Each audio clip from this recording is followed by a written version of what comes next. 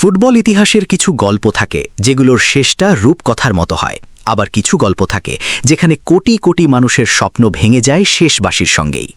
যদি সত্যি এটাই হয়ে থাকে নেইমার জুনিয়রের আন্তর্জাতিক ক্যারিয়ারের শেষ অধ্যায়, তাহলে বলা যায় একটি স্বপ্নের সমাপ্তি হলো, কিন্তু পূর্ণতা পেল না সেই গল্প।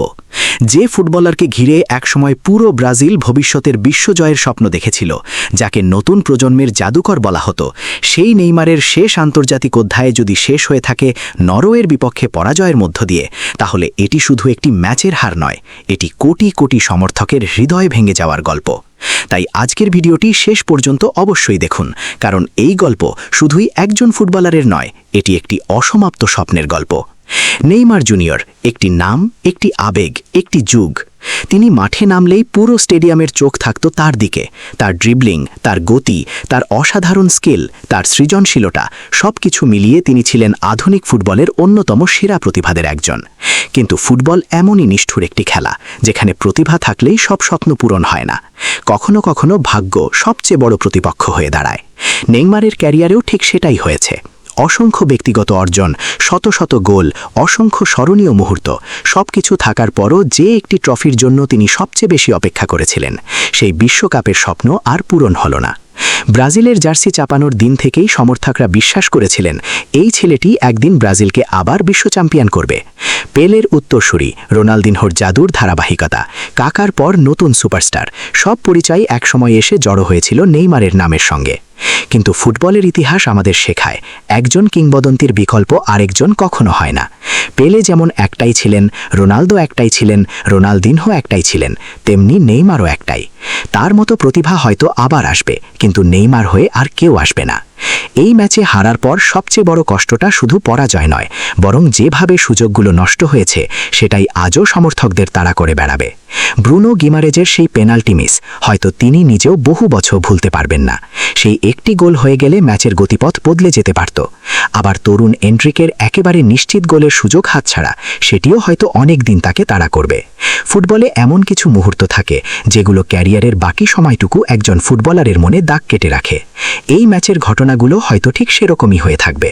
আরেকটি মুহূর্ত নিয়ে আজও আলোচনা হচ্ছে। নরওয়ের তারকা আর্লিং হ্যাল্যান্ডকে যদি শেষ মুহূর্তে একটু ভালোভাবে মার্ক করা যেত, যদি সেই গোলটি ঠেকানো সম্ভব হতো, তাহলে হয়তো ম্যাচ সমতায় শেষ হতে পারত। এরপর অতিরিক্ত সময় কিংবা টাইব্রেকারে গল্পটা সম্পূর্ণ অন্যরকমও হতে পারত। ফুটবল এমনই একটি খেলা যেখানে কয়েক সেকেন্ডের ভুল কখনো কখনো কয়েক দশকের আক্ষেপ হয়ে যায়। নেইমার হয়তো মাঠের প্রতিটি মুহূর্ত মনে রাখবেন। তিনি মনে রাখবেন সতীর্থদের সংগ্রাম, নিজের চেষ্টা, সমর্থকদের ভালোবাসা আর সেই অপূর্ণতার অনুভূতি। কারণ একজন ফুটবলার হিসেবে তিনি কখনো নিজের সর্বোচ্চটা দিতে কার্পণ্য করেননি। ইনজুরি তাকে বহুবার থামিয়েছে, সমালোচনা তাকে ঘিরে ধরেছে, তবুও তিনি প্রতিবার ফিরে এসেছেন। কিন্তু শেষ পর্যন্ত যদি স্বপ্ন পূরণ নাই হয়, তাহলে সেই আক্ষেপ সারা জীবন সঙ্গী হয়েই থাকে। এখানে অনেকেই প্রশ্ন তুলতে পারেন কোচ কার্লো আনচেলত্তির দিকে, কিন্তু বাস্তবতা হলো এত অল্প সময়ে তিনি যেভাবে দলটিকে সংগঠিত করেছেন তা প্রশংসারই দাবি রাখে। একটি নতুন দলের মধ্যে আত্মবিশ্বাস ফিরিয়ে আনা, খেলোয়াড়দের দায়িত্ব বুঝিয়ে দেওয়া, এসব কাজ তিনি শুরু করেছিলেন। তাই এই পরাজয়ের পুরো দায় তার কাঁধে চাপিয়ে দেওয়া ন্যায্য হবে না।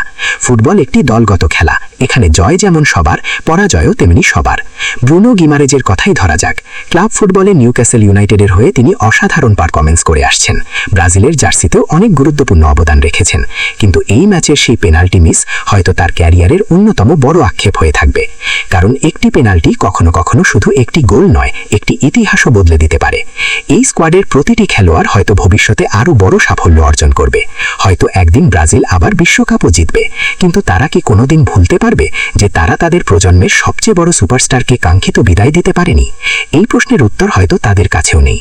কারণ এমন একজন ফুটবলার যিনি বছরের পর বছর দেশের জন্য নিজের সর্বস্ব উজাড় করে দিয়েছেন, তাকে বিদায় জানানোর মুহূর্তটিও তো স্মরণীয় হওয়ার কথা ছিল। সমর্থকদের কষ্টটাও এখানেই। তারা হার মেনে নিতে পারে, কিন্তু স্বপ্ন ভেঙে যাওয়া অনেক কঠিন। যদি ব্রাজিল অসাধারণ ফুটবল খেলে হেরে যেত, তাহলে হয়তো সবাই বলতো চেষ্টা ছিল, ভাগ্য সহায় হয়নি। কিন্তু সুযোগ তৈরি করেও সেগুলো কাজে লাগানো না পারার কষ্ট অন্যরকম। সেই আক্ষেপই আজ সবচেয়ে বেশি পোড়াচ্ছে ব্রাজিল সমর্থকদের। নেইমার এমন একজন ফুটবলার যার খেলা দেখে অসংখ্য মানুষ প্রথম ফুটবলের প্রেমে পড়েছে।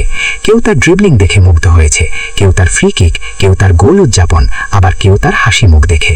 তাই যদি সত্যি আন্তর্জাতিক মঞ্চে তার পথ চলা শেষ হয়ে থাকে, তাহলে এটি শুধু একটি ক্যারিয়ারের সমাপ্তি নয়, একটি প্রজন্মের আবেগের ভাগ্যের সমাপ্তিও বটে।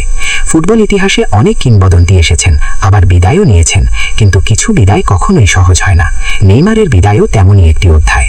হয়তো তিনি আন্তর্জাতিক ফুটবলকে বিদায় জানাবেন, কিন্তু কোটি কোটি সমর্থকের হৃদয় থেকে কখনো বিদায় নেবেন না। তার নাম উচ্চারণ হলেই মনে পড়বে অসাধারণ সব ড্রিবল, চোখ ধাঁধানো গোল, অসম্ভবকে সম্ভব করার মুহূর্ত, আর সেই অপূর্ণ স্বপ্নের কথা। শেষ পর্যন্ত যদি এটাই হয়ে থাকে নেইমার জুনিয়রের আন্তর্জাতিক ক্যারিয়ারের শেষ অধ্যায়, তাহলে ফুটবল বিশ্ব একজন অসাধারণ শিল্পীকে হারালো। ট্রফি হয়তো সবসময় একজন ফুটবলারের মূল্য নির্ধারণ করে না। একজন খেলোয়াড়ের প্রকৃত পরিচয় তৈরি হয় তার প্রতিভা, তার প্রভাব আর কোটি মানুষের হৃদয়ে জায়গা করে নেওয়ার ক্ষমতায়। সেই দিক থেকে নেইমার জুনিয়র ইতোমধ্যে ইতিহাসের পাতায় নিজের নাম সোনার অক্ষরে লিখে ফেলেছেন।